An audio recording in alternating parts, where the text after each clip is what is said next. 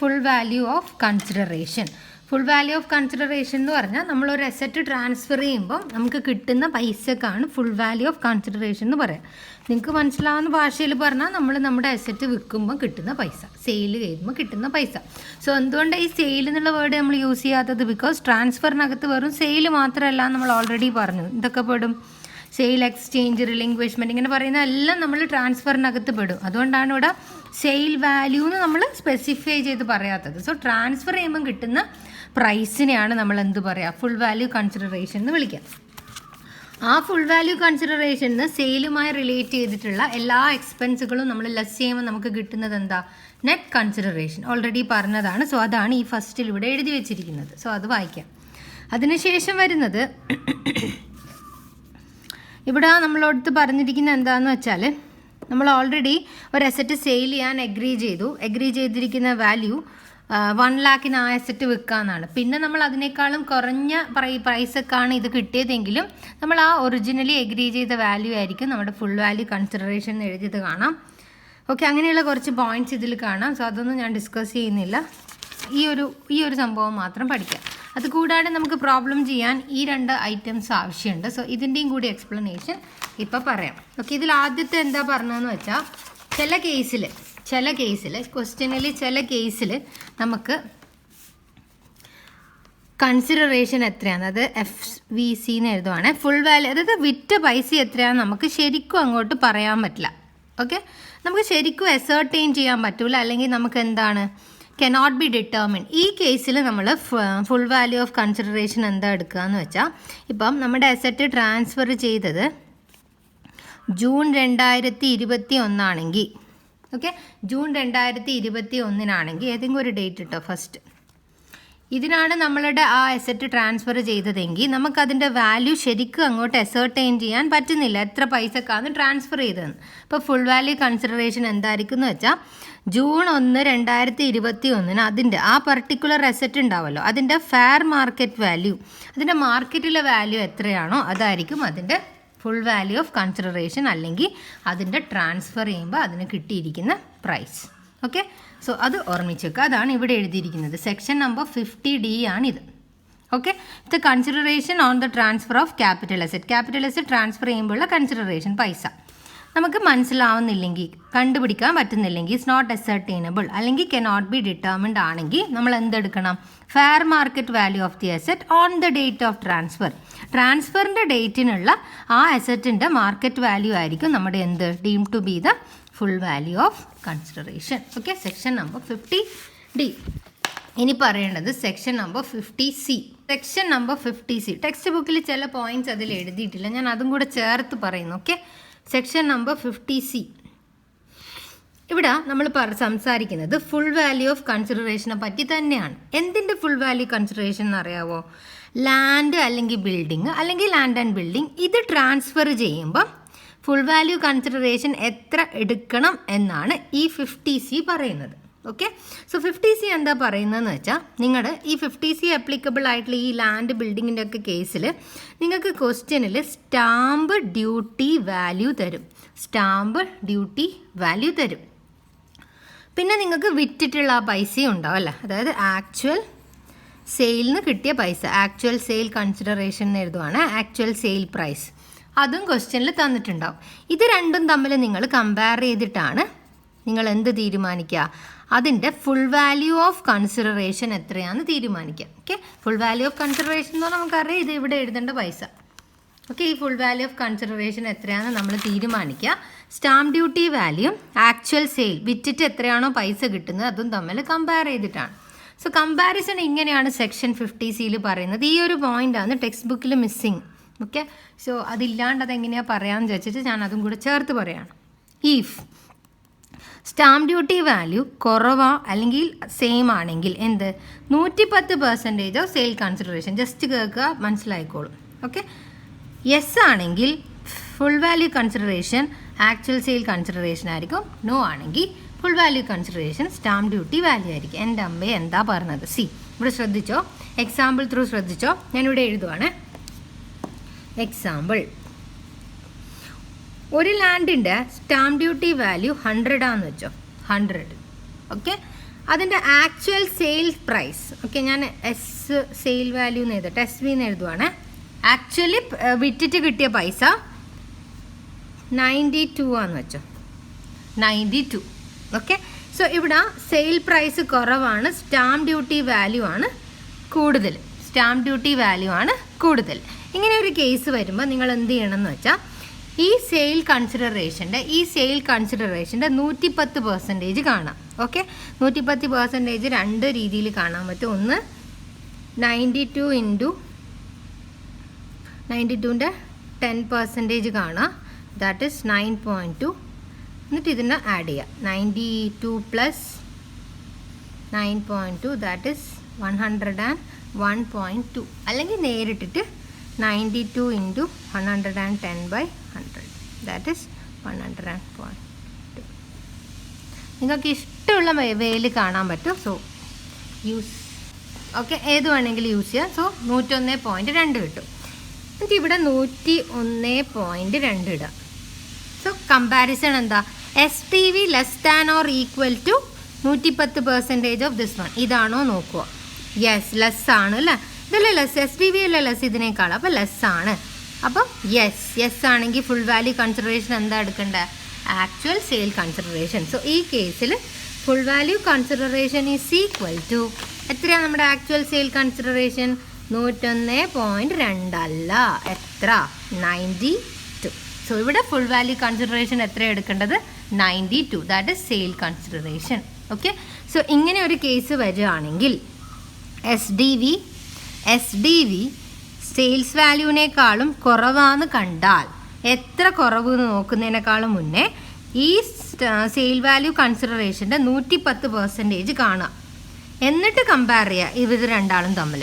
എന്നിട്ട് നോക്കുക S D V less than or equal to ഇതാണോ? യെസ് ആണെങ്കിൽ ഫുൾ വാല്യൂ കൺസിഡറേഷൻ എന്തായിരിക്കും? Actual sale consideration. എത്ര actual sale consideration? 92. Another example, ഇതിൻ്റെ തന്നെ വേറൊരു എക്സാമ്പിൾ പറയാം. ഇവിടെ ശ്രദ്ധിച്ചോളെ. Stamp duty value 100.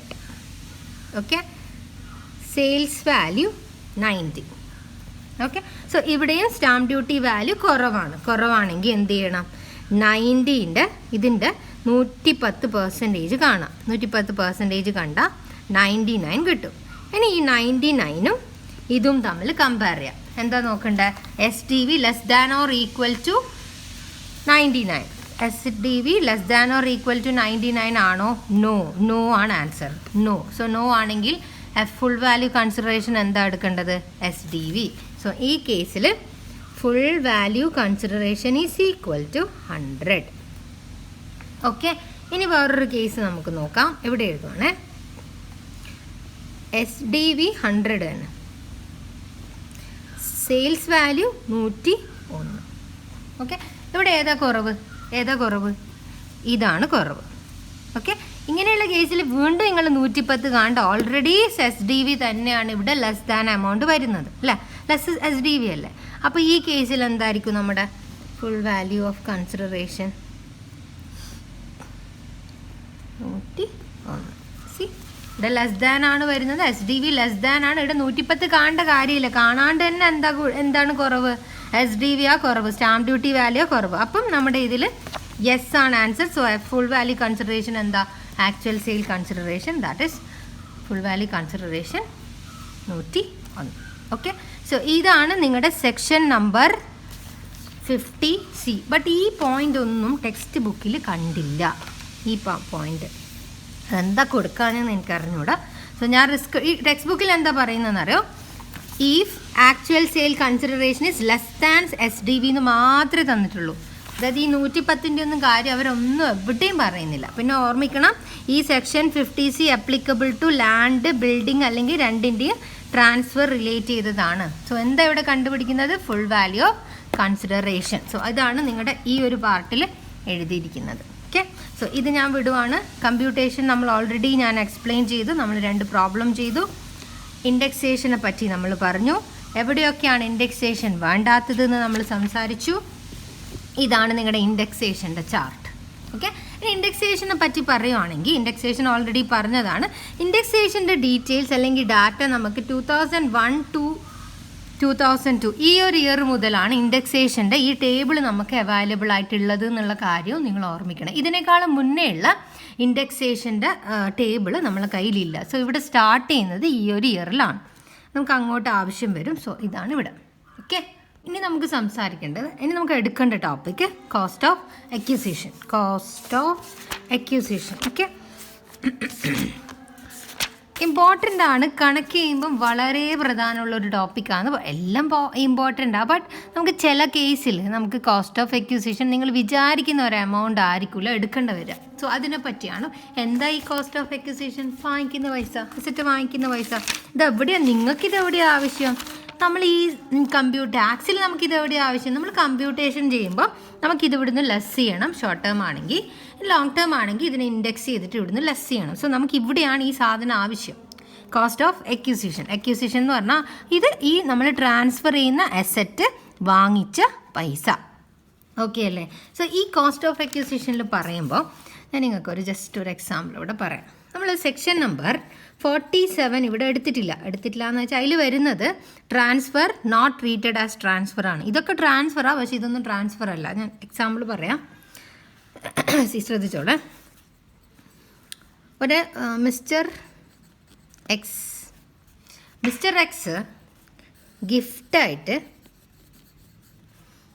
മിസ്റ്റർ വൈക്ക് ഒരു ഹൗസ് കൊടുത്തു. ഓക്കെ, മിസ്റ്റർ എക്സ് മിസ്റ്റർ വൈക്ക് ഗിഫ്റ്റായിട്ട് ഒരു ഹൗസ് കൊടുക്കുമ്പം ഇവിടെ ട്രാൻസ്ഫർ ആണ് നടക്കുന്നത്. അപ്പോൾ മിസ്റ്റർ എക്സിന് ഈ ട്രാൻസ്ഫർ എന്ന് പറഞ്ഞാൽ നോട്ട് ടാക്സബിൾ ആണ്. ഇതിനെ നമ്മൾ എന്തായിട്ട് ട്രീറ്റ് ചെയ്യുന്നില്ല? Not transfer as per section 47. ഇപ്പം ശരിയാക്കി തരാം. ഇവിടെ ശ്രദ്ധിക്കാം. Transfer not regarded as transfer. നമുക്ക് ട്രാൻസ്ഫർ ഓഫ് ക്യാപിറ്റൽ അസറ്റിന് മാത്രമേ ഈ ഒരു ഹെഡിൽ നമുക്ക് എന്ത് ചെയ്യാൻ പറ്റുള്ളൂ? ചാർജ് ചെയ്യാൻ പറ്റുള്ളൂ അല്ലേ? Transfer of capital asset. അപ്പോൾ ഇത് ട്രാൻസ്ഫർ ആയിരിക്കണം. അപ്പോൾ നിങ്ങളോടത്ത് സെക്ഷൻ നമ്പർ 47 പറയുന്നുണ്ട്, ഒരാൾ ഒരു അസറ്റ് ട്രാൻസ്ഫർ ചെയ്യുന്നത് അണ്ടർ എ ഗിഫ്റ്റായിട്ടോ അല്ലെങ്കിൽ വില്ല് അല്ല, നമ്മൾ ഒസ്യത്ത് എന്നല്ല പറയാം, അത് എഴുതി വെക്കുവാണെങ്കിൽ, അല്ലെങ്കിൽ ട്രസ്റ്റ്, ഇറിക്കവറബിൾ ട്രസ്റ്റ് രൂപത്തിലൊക്കെ നമ്മൾ ഒരു അസറ്റ് വേറൊരാൾക്ക് ട്രാൻസ്ഫർ ചെയ്യുമ്പോൾ അതിനെ എന്തായിട്ട് ട്രീറ്റ് ചെയ്യരുത്? ട്രാൻസ്ഫർ ആയിട്ട് ട്രീറ്റ് ചെയ്യരുതെന്ന് സെക്ഷൻ നമ്പർ 47 പറഞ്ഞിട്ടുണ്ട്. അപ്പം മിസ്റ്റർ എക്സ് മിസ്റ്റർ വൈക്ക് ഗിഫ്റ്റായിട്ടൊരു വീട് കൊടുക്കുമ്പോൾ മിസ്റ്റർ എക്സിന് അതെന്തല്ല? ട്രാൻസ്ഫർ അല്ല. നമ്മൾ ക്യാപിറ്റൽ ഗെയിൻ എന്ന് പറയുന്ന സംഭവമൊന്നും കാൽക്കുലേറ്റ് ചെയ്യേണ്ട കാര്യമില്ല. ഓക്കെ, ഞാനിനി മിസ്റ്റർ വൈയുടെ അടുത്ത് വരുവാണ്. അപ്പോൾ വൈൻ്റെ കയ്യിൽ ഇപ്പോൾ വീടുണ്ട്.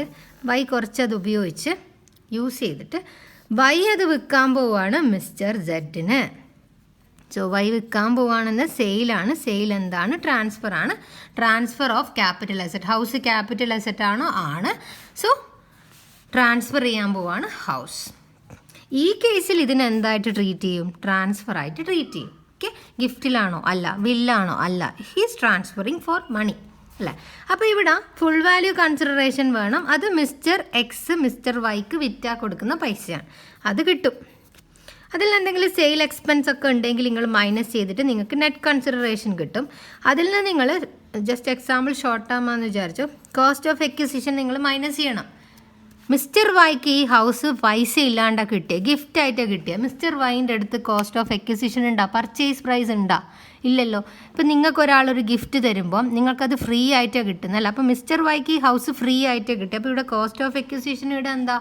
ഒന്നുമില്ല. അപ്പോൾ ഇവിടെ നില്ലെന്നാണോ എഴുതേണ്ടത്? ഇതാണ് നമ്മുടെ ഫസ്റ്റ് പോയിന്റ് കോസ്റ്റ് ഓഫ് അക്വിസിഷനിൽ നമ്മൾ പഠിപ്പിക്കുന്നത്. ഓക്കെ, സെക്ഷൻ നമ്പർ 47 കുറേ കാര്യങ്ങൾ പറയും. ഞാൻ അതിൽ ഒരെണ്ണം മാത്രം എടുത്തത്. ഓക്കെ, അതിൽ ഒരുപാട് കാര്യങ്ങൾ പറയുന്നുണ്ട്. 12 പോയിന്റ് പറയുന്നുണ്ട്. അതിൽ ഞാൻ ജസ്റ്റ് ഗിഫ്റ്റിൻ്റെ മാത്രമാണ് പറഞ്ഞത്. ഈ 12 പോയിന്റിനും ഞാൻ ഇനി പറയുന്നതായിരിക്കും കോസ്റ്റ് ഓഫ് അക്വിസിഷൻ. ഓക്കെ, നിങ്ങളിപ്പോൾ ഗിഫ്റ്റിനെ മാത്രം തലയിലോട്ട് ആലോചിച്ചാൽ മതി. ശ്രദ്ധിച്ചു കേട്ടോ. അപ്പോൾ എന്താ ഇല്ലാത്ത ഇവിടെ മിസ്സിങ് എന്താണെന്നൊക്കെ മനസ്സിലായല്ലോ. അപ്പോൾ കോസ്റ്റ് ഓഫ് എക്വിസിഷൻ എന്തെടുക്കണം? കോസ്റ്റ് ഓഫ് എക്വിസിഷൻ നിങ്ങൾ എടുക്കേണ്ടത് പ്രീവിയസ് ഓണർ. അപ്പോൾ പ്രീവിയസ് ഓണറിനെ തപ്പിപ്പോട്. ആരാ previous owner? Mister X. Mister X ഇത് എത്ര പൈസക്കാണ് വാങ്ങിച്ചത്? മിസ്റ്റർ എക്സ് ഈ ഹൗസ് എത്ര പൈസക്കാണ് വാങ്ങിച്ചത് എന്ന് നോക്കാം. ഓക്കെ, ഫോർ എക്സാമ്പിൾ ഇയാൾ ഇത് 1 lakh റുപ്പീസിനാണ് വാങ്ങിച്ചതെങ്കിൽ ഈ 1 lakh ആയിരിക്കും നമ്മുടെയും കോസ്റ്റ് ഓഫ് മിസ്റ്റർ വൈയുടെയും കോസ്റ്റ് ഓഫ് എക്വിസിഷൻ. സോ ഒരു അസറ്റ് ഗിഫ്റ്റ്, വില്ല് അല്ലെ ട്രസ്റ്റ് അല്ലെങ്കിൽ ഈ പറഞ്ഞിരിക്കുന്ന 12 പോയിന്റ്സിൽ ഏതെങ്കിലും ത്രൂ ആണ് ട്രാൻസ്ഫർ ചെയ്തതെങ്കിൽ ആ ട്രാൻസ്ഫർ ചെയ്യപ്പെട്ട അസറ്റ് വീണ്ടും വേറൊരാൾക്ക് ട്രാൻസ്ഫർ ചെയ്യുമ്പം ഇയാളുടെ കോസ്റ്റ് ഓഫ് എക്വിസിഷൻ പ്രീവിയസ് ഓണറിൻ്റെ കോസ്റ്റ് ഓഫ് എക്വിസിഷൻ ആയിരിക്കും. ഇതാണ് നിങ്ങളുടെ ഫസ്റ്റ് പോയിന്റിൽ ഇവിടെ എഴുതിയിരിക്കുന്ന സംഭവം. ക്ലിയർ ആണെന്ന് വിചാരിക്കുന്നു.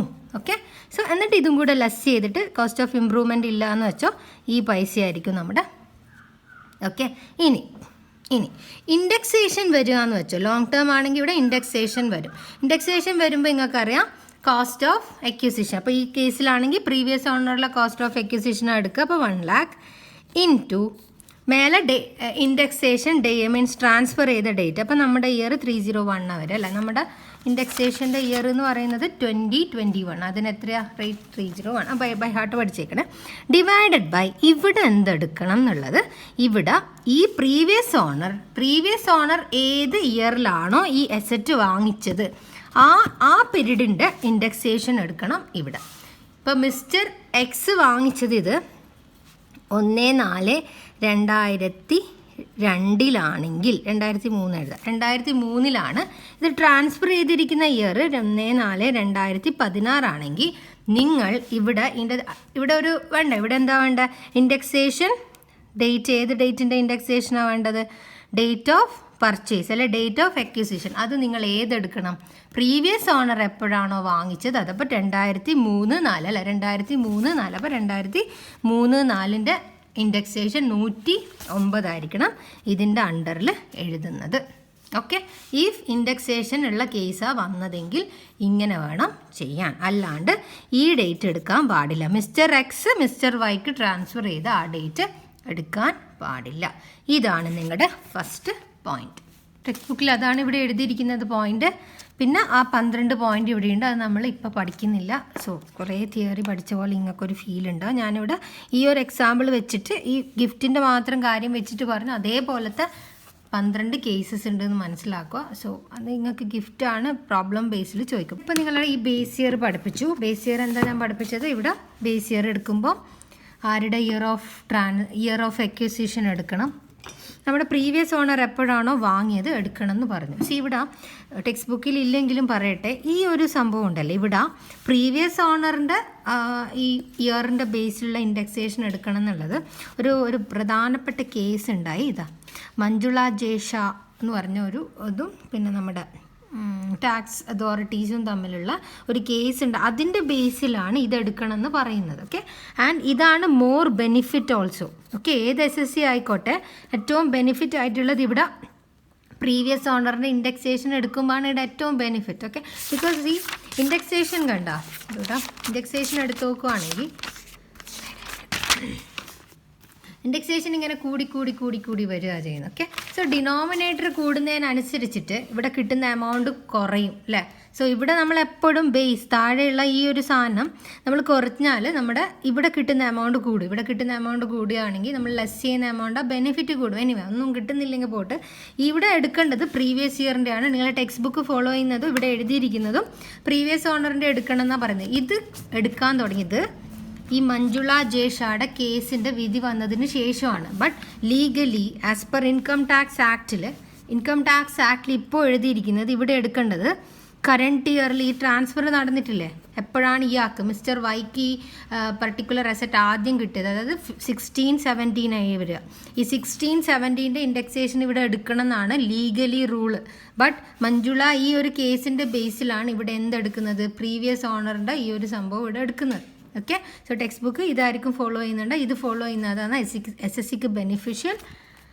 സോ അതും കൂടി ഓർമ്മിക്കുക. ലീഗലി ഇതല്ല, ലീഗലി കറണ്ട് എപ്പോഴാണോ ഈ പർട്ടിക്കുലർ ട്രാൻസ്ഫർ ചെയ്യുന്ന ഈ ഒരാൾ ഇത് ഏറ്റവും ഫസ്റ്റ് ഹെൽഡ് ചെയ്യുന്നത് അതിവിടെ എടുക്കണം എന്നുള്ളത് വേറെ പ്രൊഫഷണൽ ടെക്സ്റ്റ് ബുക്ക് ഫോളോ ചെയ്താൽ അവരുടെ ടെക്സ്റ്റ് ബുക്കിൽ ഇതാ ഉണ്ടാവുക. ഇവിടെ ഈ ഇയർ എല്ലാം എടുത്തിട്ടുണ്ടാവും, അവർ ഈ ഇയർ എടുത്തിട്ടുണ്ടാവും, എന്നിട്ട് അവർ എവിടെയെങ്കിലും അത് കൊടുത്തിട്ടുണ്ടാവും മഞ്ജുള ജയ്ഷാൻ്റെ.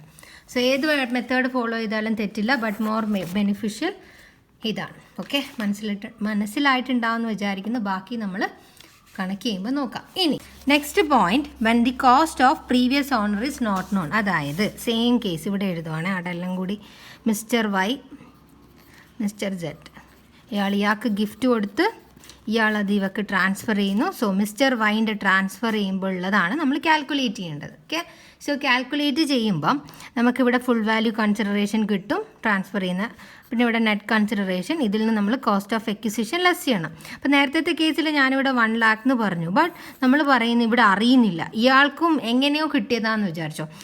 ഇയാളുടെ കോസ്റ്റ് ഓഫ് എക്വിസിഷനും നമുക്ക് അറിയാൻ പറ്റുന്നില്ലെങ്കിൽ എന്ത് ചെയ്യണം എന്നാണ് ഇത് ഇവിടെ പറഞ്ഞിരിക്കുന്നത്. ഓക്കെ, നമ്മൾ എന്താ എടുക്കേണ്ടതെന്ന് വെച്ചാൽ fair market value of the asset on the date on which capital asset becomes the property of the previous owner shall deem to be the cost of acquisition to the previous owner. So ഇയാൾക്ക് ആ asset കിട്ടുന്ന ദിവസം, ഇയാൾ ആ asset acquire ചെയ്യുന്ന ദിവസത്തെ fair market value ആയിരിക്കണം cost of acquisition arc, mister എക്സിന്. സോ അത് വേണം ഇവിടെ എടുക്കാൻ.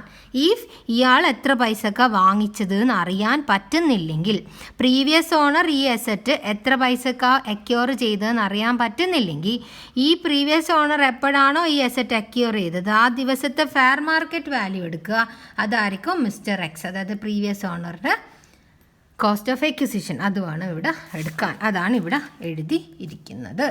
Next point, cost of acquisition. അതിൽ നമ്മൾ അസറ്റ് അക്യൂർ ചെയ്തിരിക്കുന്നത്, അസറ്റ് വാങ്ങിച്ചിരിക്കുന്നത് 1/4/2001 മുന്നേ ആണെങ്കിൽ നമ്മളെ കോസ്റ്റ് ഓഫ് എക്വിസിഷൻ എന്താണെന്ന് പറയുന്നത്. നമ്മളൊരു അസറ്റ്, ഏത് അസറ്റ് ആയിക്കോട്ടെ, വാങ്ങിച്ചത് 1/4/2001 മുന്നേ ആണെങ്കിൽ ഇതിൻ്റെ പ്രത്യേകത എന്ന് പറഞ്ഞാൽ ഇതിന് മുന്നേ ഉള്ള ഇൻഡെക്സേഷൻ്റെ ചാർട്ട് നമുക്ക് അവൈലബിൾ അല്ല. 2001 2002 മുതലാണ് നമ്മുടെ ഇൻഡെക്സേഷൻ്റെ ഈ ഒരു സംഭവം തുടങ്ങുന്നത്. 2001 2002 മുതലാണ്. സോ ഇതിന് മുന്നേ ആണ് ഒരു അസറ്റ് വാങ്ങിച്ചിരുന്നതെങ്കിൽ, ബിഫോർ 1/4/2001 ആണ് വാങ്ങിച്ചതെങ്കിൽ നിങ്ങൾ എന്ത് ചെയ്യണമെന്ന് വെച്ചാൽ, നിങ്ങൾ വാങ്ങിച്ച ആ പൈസ എടുക്കുക, കോസ്റ്റ് ഓഫ് എക്വിസിഷൻ എടുക്കുക, ഓർ ഫെയർ മാർക്കറ്റ് വാല്യൂ എടുക്കുക. എപ്പോഴുള്ള 1/4/2001 ആ പർട്ടിക്കുലർ അസറ്റിൻ്റെ മാർക്കറ്റ് വാല്യൂ എടുക്കുക. ഇതൊക്കെ ക്വസ്റ്റ്യനിൽ തരും കേട്ടോ. ഇത് നിങ്ങൾ വാങ്ങിച്ച പൈസ, ആരാണോ ട്രാൻസ്ഫർ ചെയ്യുന്ന അയാൾ ആ അസറ്റ് എത്ര പൈസക്കാണോ വാങ്ങിച്ചത് ആ അക്വിസിഷൻ പ്രൈസ്, അല്ലെങ്കിൽ വാങ്ങിച്ച പൈസ, അല്ലെങ്കിൽ ആ ഡേറ്റിന്, ഏത് ഡേറ്റിനോ വാങ്ങിച്ച ഡേറ്റിൻ്റെ അല്ലേ 1/4/2001 ഫെയർ മാർക്കറ്റ് വാല്യൂ എടുക്കുക. ഏതാണ് ഹയർ എന്ന് നോക്കുക, അതായിരിക്കും നിങ്ങളുടെ കോസ്റ്റ് ഓഫ് എക്വിസിഷൻ. ഇതിൽ രണ്ടിൽ ഏതാണോ ഹയർ അതായിരിക്കും നിങ്ങളുടെ കോസ്റ്റ് ഓഫ് എക്വിസിഷൻ. അപ്പോൾ ഇതിൽ ഇത് 50,000 ഇതൊരു 1,00,000 ആണെങ്കിൽ ഇതിലേതാ കൂടുതൽ, fair market value on 1/4/2001. So അതായിരിക്കും നിങ്ങളുടെ cost of acquisition. Okay, so cost of acquisition ഇതാന്ന് പറഞ്ഞു. ഇനി ഇൻഡെക്സേഷൻ ചെയ്യാൻ വേണ്ട സമയത്താണെങ്കിൽ, ഇവിടെ ഇൻഡെക്സേഷൻ ചെയ്യണമെങ്കിൽ ഇതിൽ രണ്ടിൽ ഹയർ എടുക്കുക. സോ ഹയർ എടുത്തു, എന്നിട്ട് ട്രാൻസ്ഫർ ചെയ്ത ഡേറ്റ്, അതായത് നമ്മുടെ ഇയർ ആണ്, ട്രാൻസ്ഫർ ചെയ്ത ഡേറ്റ് ഡിവൈഡഡ് ബൈ, ഇവിടെ നമ്മൾ എന്തെടുക്കണം, ഒരു ഇയർ വേണം അല്ലേ, ഇവിടെ താഴെ ഒരു ഇയർ എഴുതണ്ട. അത് ഏതെടുക്കുമെന്ന് ചോദിച്ചാൽ 2001 2002 ഇൻഡെക്സേഷൻ. കോസ്റ്റ് ഓഫ് ഇൻഫ്ലേഷൻ 100, ഇത് വേണം ഇവിടെ താഴെ എടുക്കാൻ 100. ഓക്കെ, സോ ഇങ്ങനെ ഒരു കേസ് ബിഫോർ ഈ ഡേറ്റിനാണ് അസറ്റ് അക്യൂർ ചെയ്തതെങ്കിൽ ഇത് മനസ്സിലായി, ഹയർ എടുക്കണം ഇവിടെ. എന്നിട്ട് ഇൻഡെക്സേഷൻ ചെയ്യുമ്പം ഇവിടെ ട്രാൻസ്ഫർ ചെയ്ത ഡേറ്റിൻ്റെ ഇൻഡെക്സ് തന്നെ എടുക്കുക. ട്രാൻസ്ഫർ ചെയ്തത് 2020-21 അത് 301 വരിക indexation, cost of inflation index divided by താഴെ എടുക്കേണ്ടത് നമ്മൾ അക്യൂർ ചെയ്തതിൻ്റെ ആ ദിവസത്തെ ആ ഇയറിൻ്റെ ഇൻഡെക്സേഷൻ ആണ്. സോ ആ ഇയറിൻ്റെ ഇൻഡെക്സേഷൻ എടുക്കുമ്പോൾ 1/4/2001 ഇൻഡെക്സേഷൻ വേണം ഇവിടെ എടുക്കാൻ, ഓർമ്മിക്കണം. ഇനി ആഫ്റ്റർ 1/4/2001 ആണെങ്കിൽ, ആഫ്റ്റർ 1/4/2001 ആണ് വാങ്ങിച്ചതെങ്കിൽ എത്രയാണോ നിങ്ങൾ കോസ്റ്റ് ഓഫ് എക്വിസിഷൻ അത് തന്നെ എടുക്കുക. നോർമലി നിങ്ങൾ എങ്ങനെയാണോ ഇൻഡെക്സേഷൻ ചെയ്യൽ അതുപോലെ ഇൻഡെക്സേഷനും ചെയ്യുക. ഇൻഡെക്സേഷൻ എങ്ങനെയാണ് ചെയ്യുക? Cost of acquisition into transfer ചെയ്ത ഇയറിൻ്റെ ഡിവൈഡഡ് ബൈ വാങ്ങിച്ച ഇയറിൻ്റെ ഇൻഡെക്സേഷൻ കോസ്റ്റ്. സോ അത് നിങ്ങൾ സാധാരണ പോലെ ചെയ്യുക. ഈ കേസിലാണെങ്കിലാണ് ഞാനിവിടെ പറഞ്ഞ പോയിന്റ് ആപ്ലിക്കബിൾ. ഓക്കെ, ഇമ്പോർട്ടൻ്റ് ആണ്. ക്വസ്റ്റ്യൻ ചെയ്യുമ്പോൾ ഇമ്പോർട്ടൻ്റ് ആണ് ഈ ഒരു പാർട്ട്. ഇനി ഇവിടെ തന്നെ പറയാനുള്ള വേറൊരു കേസാണ്. ഇതിലൊരു അമെൻമെൻറ്റ് വന്നിട്ടുണ്ട്. ബട്ട് അമെൻമെൻറ്റ് നിങ്ങൾ ടെക്സ്റ്റ് ബുക്കിലില്ല. ഈ ഒരു പാർട്ടിൽ ഇവിടെ അമെൻമെൻറ്റ് വന്നിട്ടുണ്ട്. അമെൻമെൻറ്റ് ടെക്സ്റ്റ് ബുക്കിൽ കാണുന്നില്ല. അതുകൊണ്ട് ഞാൻ എന്തു ചെയ്യണം? ഇവിടെ അമെൻമെൻറ്റ് വന്നിരിക്കുന്നത് ഈ കേസിൽ ലാൻഡ് ആണെങ്കിൽ ബിഫോർ 1/4/2001 ലാൻഡ് അല്ലെങ്കിൽ ബിൽഡിംഗ് വാങ്ങിച്ചതെങ്കിൽ ഇവിടെ കോസ്റ്റ് ഓഫ് ഇത് പറഞ്ഞില്ലേ, ഇതിനേക്കാളും മുന്നേ ഇവിടെ ഒരു സ്റ്റെപ്പും കൂടെ ആഡ് ആവുന്നേ ഉള്ളൂ. നിങ്ങൾ ആദ്യം നിങ്ങളുടെ ഫെയർ മാർക്കറ്റ് വാല്യൂ നിങ്ങൾ fair market value on 1/4/2001 stamp duty value കൂടെ ഓൺ 1/4/2001 കമ്പയർ ചെയ്യുക. ഇതിലേതാണ് ലോവർ എന്ന് നോക്കുക. എന്നിട്ടാണ് ഈ കോസ്റ്റ് ഓഫ് എക്വിസിഷൻ്റെ കൂടെ നിങ്ങൾ കമ്പയർ ചെയ്തിട്ട് ഹയർ എടുക്കേണ്ടത്. അതാണ് വന്നിരിക്കുന്ന അമെൻമെൻറ്റ് വന്നിരിക്കുന്നത് ഈ സെക്ഷനിലാണ്. ഈ സെക്ഷനിൽ അമെൻമെൻറ്റ് വന്നിരിക്കുന്നത് എക്വയർ ചെയ്ത അസറ്റ് ലാൻഡോ ബിൽഡിങ്ങോ ആണെങ്കിൽ ആദ്യം നിങ്ങൾ 1/4/2001 ഫെയർ മാർക്കറ്റ് വാല്യൂയും 1/4/2001 സ്റ്റാമ്പ് ഡ്യൂട്ടി വാല്യൂവും തമ്മിൽ കമ്പയർ ചെയ്യുക. ഇതിൽ ലോവർ എടുക്കുക. ആ ലോവർ വേണം ഏതിൻ്റെ കൂടി കമ്പയർ ചെയ്യാൻ? കോസ്റ്റ് ഓഫ് എക്വിസിഷൻ്റെ കൂടെ കമ്പയർ ചെയ്തിട്ട് അതിൽ ഹയർ വേണം എടുക്കാൻ. അതാണ് വന്നിരിക്കുന്ന അമെൻമെൻറ്റ്. ടെക്സ്റ്റ് ബുക്കിൽ അത് കാണുന്നില്ല. സോ നിങ്ങൾ അതിനെ ബോദർ ചെയ്യേണ്ട. ബട്ട് ഓർമ്മിച്ച് വെക്കണം, എവിടെയെങ്കിലും അപ്ലൈ ചെയ്യാൻ വന്നാലോ. ഓക്കെ, സോ അത്ര തന്നെ. ഇനി പറയാനുള്ളത് കോസ്റ്റ് ഓഫ് ഇംപ്രൂവ്മെൻ്റ് ആണ്. ഇതൊക്കെ നോട്ടിലുണ്ടായിരിക്കണേ. കോസ്റ്റ് ഓഫ് ഇംപ്രൂവ്മെൻ്റ് ആണ്. കോസ്റ്റ് ഓഫ് ഇംപ്രൂവ്മെൻറ്റ് ഏതൊരു അസറ്റ് ആയിക്കോട്ടെ അതിൻ്റെ കോസ്റ്റ് ഓഫ് ഇംപ്രൂവ്മെൻറ്റ് ബിഫോർ 1/4/2001 ക്വസ്റ്റ്യനിലുണ്ടെങ്കിൽ അങ്ങനെ ഒരു സാധനം ക്വസ്റ്റ്യനിൽ ഇല്ല എന്ന് വിചാരിച്ച് നിങ്ങൾ അതിനെ ഇഗ്നോർ ചെയ്യണം. കോസ്റ്റ് ഓഫ് ഇംപ്രൂവ്മെൻറ്റ് ബിഫോർ 1/4/2001 ക്വസ്റ്റ്യനിൽ കണ്ടാൽ അങ്ങനെ ഒരു സാധനം ഇല്ല, ഇഗ്നോർ ചെയ്തേക്കണം.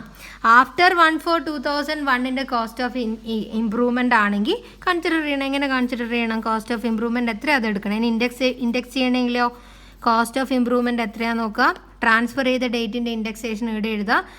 ഇംപ്രൂവ്മെൻറ്റ് ചെയ്ത ഇയറിൻ്റെ ഇൻഡെക്സേഷൻ ഇവിടെ എഴുതുക. സാധാരണ പോലെ തന്നെ. സോ ബിഫോർ ആണെങ്കിൽ you have to ignore it. ഈ അസറ്റ് അക്യൂർ ചെയ്തത് ഗുഡ്വിൽ പോലെയുള്ള അസറ്റ്സ് ആണെങ്കിൽ, ഗുഡ്വിൽ പോലെയുള്ള ഇൻടാഞ്ചിബിൾ അസറ്റ്സ് ആണെങ്കിൽ and other like assets, goodwill പോലെയുള്ള അസറ്റ് ആണെങ്കിൽ നിങ്ങൾ ഇങ്ങനെയുള്ള കമ്പാരിസൺ ഒന്നും എടുക്കാൻ പാടില്ല.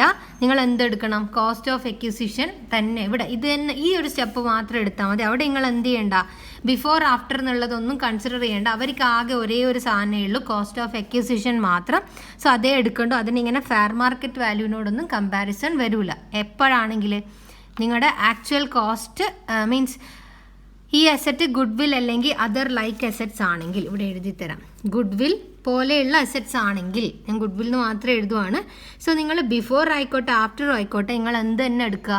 CO കോസ്റ്റ് ഓഫ് എക്വിസിഷൻ എന്ന് പറഞ്ഞാൽ ആക്ച്വൽ കോസ്റ്റ് ഓഫ് എക്വിസിഷൻ തന്നെ. എത്രയാണോ ശരിക്കുള്ള ആക്ച്വൽ അതെടുക്കുക. ഇങ്ങനെ ഒരു കമ്പാരിസൺ അവിടെ ചെയ്യേണ്ട കാര്യം ഇല്ല. അതാണ് ഇവിടെ അടുത്ത പോയിൻ്റായിട്ട് പറയേണ്ടത്. ഓക്കെ, സോ ആ ഒരു പോയിന്റും കൂടെ ഞാൻ എക്സ്പ്ലെയിൻ ചെയ്തിട്ടുണ്ട്. ഇത് ഇത്രയേ ഉള്ളൂ ടെക്സ്റ്റ് ബുക്കിൽ. ബട്ട് ഇതാണ് ആ സംഭവം. ഓക്കെ, സോ ഇത് ഓർമ്മിച്ച് വെക്കണം. നിങ്ങൾക്ക് ക്വസ്റ്റ്യൻ ചെയ്യുമ്പം ആവശ്യം വരും. ഓക്കെ, അടുത്തത് time cost of acquisition. Cost of acquisition എന്ന് പറഞ്ഞാൽ വാങ്ങിച്ച പൈസയാണ് കോസ്റ്റ് ഓഫ് എക്വിസിഷൻ. നമുക്ക് ഫുൾ വാല്യൂ കൺസിഡറേഷന്, നമുക്ക് ഈ നെറ്റ് കൺസിഡറേഷന് ഇതിൽ നിന്ന് നമുക്ക് ഇത് രണ്ടും ലെസ് ചെയ്യാൻ പറ്റും. അപ്പോൾ ഇത് എത്ര കൂടുന്നോ അത്ര കണ്ട് നമുക്ക് ടാക്സ് കുറച്ച് കൊടുത്താൽ മതി. So cost of acquisition very important. So ഇത് കൂട്ടാൻ വേണ്ടി എല്ലാവരും ട്രൈ ചെയ്യും. സോ കോസ്റ്റ് ഓഫ് എക്വിസിഷൻ നമ്മൾ ആദ്യം പഠിച്ചത് ഈ 12 എണ്ണത്തിൻ്റെ കേസിലാണ്. അതായത് ഗിഫ്റ്റ് ഓർമ്മിക്കുക. പ്രീവിയസ് ഓണറിൻ്റെ കോസ്റ്റ് ഓഫ് എക്വിസിഷൻ എടുക്കണം. പ്രീവിയസ് ഓണറുടെ കോസ്റ്റ് ഓഫ് എക്വിസിഷൻ എടുക്കുമ്പം ഇൻഡെക്സേഷൻ്റെ സമയത്ത് ഈ മഞ്ജുള ജെ ഷാൻ്റെ കേസ് പരിഗണിച്ചുകൊണ്ട് ബേസ് ഇയർ താഴെ വരുന്ന ഇയറിൽ പ്രീവിയസ് ഓണർ എപ്പോഴാണോ അത് അസറ്റ് അക്യൂർ ചെയ്ത് ആ ഡേറ്റിൻ്റെ ഇൻഡെക്സേഷൻ വേണം താഴെ എടുക്കാൻ. പിന്നെ നമ്മൾ പ്രീവിയസ് ഓണറിൻ്റെ കോസ്റ്റ് ഓഫ് എക്വിസിഷൻ നമുക്കറിയാത്ത കേസ് വരുമ്പം പ്രീവിയസ് ഓണർ വാങ്ങിച്ച ആ ഡേറ്റിൻ്റെ ഫെയർ മാർക്കറ്റ് വാല്യൂ വേണം എടുക്കാൻ. പിന്നെ നമ്മൾ 1/4/2001 ആ ഒരു സാധനം പഠിച്ചു. അമെൻമെൻറ്റ് വന്നിരിക്കുന്നത് ലാൻഡ് ആൻഡ് ബിൽഡിങ്ങിൻ്റെ കേസിലാണെന്ന് പഠിച്ചു. COI ഇത് ബിഫോർ ആണെങ്കിൽ ഇഗ്നോർ ചെയ്യണം എന്ന് പഠിച്ചു. ഗുഡ്വില്ലിൻ്റെ കേസിൽ ഇങ്ങനെ ഒരു ഓപ്ഷൻ ഇല്ല. അസറ്റ് ഗുഡ്വിൽ അല്ലെങ്കിൽ അതുപോലെയുള്ള അസറ്റ്സ് ആണെങ്കിൽ നമ്മൾ ആക്ച്വൽ കോസ്റ്റ് ഓഫ് എന്നെ എടുക്കണം. ഇവിടെ ഇങ്ങനെ ഫെയർ മാർക്കറ്റ് വാല്യൂൻ്റെ കൂടെയുള്ള കമ്പാരിസൺ എന്ന് പറയുന്ന സംഭവം ഇല്ല. ഇത്രയും കാര്യം പഠിച്ചു. ഇനി നമ്മൾ പഠിക്കേണ്ടത് ഇനിയും ഉണ്ട് കോസ്റ്റ് ഓഫ് എക്വിസിഷൻ. ബോണസ് ഷെയറിൻ്റെ പഠിക്കണം. ഓക്കെ, ഷെയർസ് സെക്യൂരിറ്റീസിൻ്റെ കാര്യങ്ങൾ പഠിക്കാനുണ്ട്. അങ്ങനെയുള്ള കുറേ സാധനങ്ങൾ പഠിക്കുന്നതിനേക്കാളും മുന്നേ we will go to illustration number 3. എൻ്റെ ക്ലാസ് ഇല്ലുസ്ട്രേഷൻ നമ്പർ 2 ഇവിടുന്ന് വന്ന് കാണാൻ പറ്റില്ല കേട്ടോ. ഞാൻ ഓരോ പോയിന്റ് പറയുമ്പം അത് അപ്ലിക്കബിൾ ആയിട്ടുള്ള എങ്ങനെ എൻ്റേതായ എന്തെല്ലോ ഒരു രീതിയിൽ പോകുന്നതാണ്. സോ ഐ ഡോണ്ട് നോ നിങ്ങൾ പകുതിക്കുന്നൊക്കെ വന്ന് കാണുന്നുണ്ടോ ഒന്നും എനിക്കറിഞ്ഞൂടാ.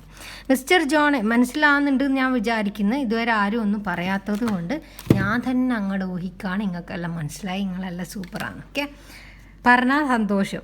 Mister John availed a loan 10 lakh.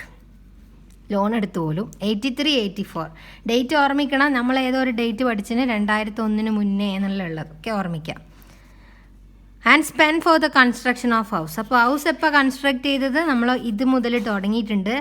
പിന്നെ അയാൾ വീണ്ടും എക്സ്റ്റൻഷൻ ലോൺ എടുത്ത് ഹൗസിന് വേണ്ടി 7 ലക്ഷം 89-90 98-99. സോ ഹൗസുമായിട്ട് റിലേറ്റ് ചെയ്ത് ഇതൊക്കെ ഹൗസിൻ്റെ കോസ്റ്റ് ആണ് അല്ലേ. ഹൗസ് ഉണ്ടാക്കാൻ വേണ്ടി ഉപയോഗിച്ച ലോണിൻ്റെ കഥകളാണ് പറഞ്ഞത്. എല്ലാം 1/4/2001 മുന്നേ ആണ് ഇതൊക്കെ നടന്നിരിക്കുന്നത്. സോ ഇവിടെ നമ്മുടെ അസറ്റ് അക്യൂർ ചെയ്തിരിക്കുന്നത് 1/4/2001 മുന്നേയാണ്. ആണല്ലോ, ആണ്. ഓക്കെ, ആ അസറ്റ് ഇയാൾ സോൾഡ് ചെയ്തു January 2001 80 lakhന്. അതിന് സെല്ലിംഗ് കമ്മീഷൻ കൊടുത്തിട്ടുണ്ട് 75,000. Compute capital gain. Fair market value 1/4/2001 fair market value തന്നിട്ടുണ്ട്. കോസ്റ്റ് ഓഫ് ഇൻഫ്ലേഷൻ ഇൻഡെക്സും തന്നിട്ടുണ്ട്. സോ ഞാൻ ഈ പ്രോബ്ലം ചെയ്യാൻ സ്റ്റാർട്ട് ചെയ്യാണ്. Illustration number 2. സോ ഞാൻ ആദ്യം എനിക്ക് വേണ്ടത് ഫുൾ വാല്യൂ ഫുൾ എഴുതിയേക്കണേ. കമ്പ്യൂട്ടേഷൻ ഓഫ് ക്യാപിറ്റൽ ഗെയിൻ അതൊക്കെ നിങ്ങൾ എഴുതാം. ഫുൾ വാല്യൂ കൺസിഡറേഷൻ വേണം. ഫുൾ വാല്യൂ കൺസിഡറേഷൻ വിറ്റ് കിട്ടിയ പൈസയാണ്. So 80 lakh. ഇനി നമുക്കൊന്ന് ഇൻഡെക്സ് ചെയ്താലോ? ചെയ്യണോ? നോ. ഇൻഡെക്സേഷൻ എവിടെയാണ് വരിക എന്നൊക്കെ പറഞ്ഞിട്ടാ. മൈനസ് ഞാൻ പേപ്പറൊക്കെ നോക്കുമ്പോൾ കണ്ടിട്ടുണ്ട്. മീൻസ് ഇതൊക്കെ പോയിട്ട് ഇൻഡെക്സ് ചെയ്ത ആൾക്കാർ എന്തെങ്കിലും പകുതി കേട്ടിട്ടുണ്ടോ? 75,000 ലെസ് ചെയ്യണം.